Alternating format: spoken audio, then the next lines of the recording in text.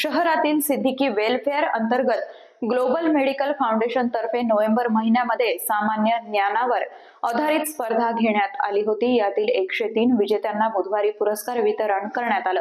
तर प्रथम, द्वितीय व तृतीय क्रमांक मिळवणाऱ्या मुलांना भविष्यात UPSCचं मोफत प्रशिक्षण दिलं जाणार असल्याची घोषणा यावेळी काविश फाउंडेशन तर्फे करण्यात आली आहे।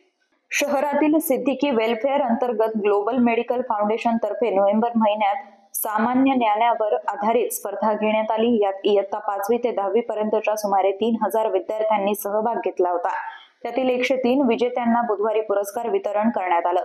प्रथम, द्वितीय व तृतीय क्रमांक मिळवणाऱ्या मुलांना भविष्यात UPSCचं मोफत प्रशिक्षण दिलं जाणार असल्याची घोषणा यावेळी काविश फाउंडेशन तर्फे करण्यात आली आहे। यावेळी महावितरणाचे व्यवस्थापकीय संचालक राहुल गुप्ता, सहाय्यक पोलीस आयुक्त Sampat Shinde, colonel doctor Satish Dhage, police निरीक्षक मंगेश जगताप, हुंडेकरी गालिब आदींची उपस्थिती होती। डिसेंबर महिन्यात ज्युबिली पार्क येथील नवखंडा महाविद्यालयात ही स्पर्धा झाली होती।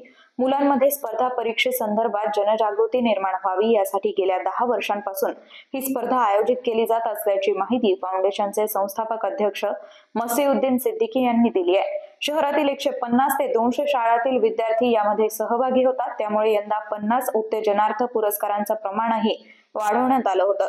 यावेळी फाउंडेशनच्या माध्यमातून वर्षभर रक्तदान शिबिर, घाटीत अन्नदान, रेशन किट वाटप, रुग्णांना मदत करणाऱ्या स्वयंसेवकांचा सत्कार करण्यात आला। आयुब सिद्दीकी हा प्रथम क्रमांकासह टॅबचा विजेता ठरलाय। शेख अलिना शहजान हिनं द्वितीय क्रमांक पटकावला असून ती फ्रीजची विजेती ठरली आहे। तसंच शेख उजेफ नजीन यानं तृतीय पुरस्कार पटकावला असून त्यानं सायकल पटकावली आहे।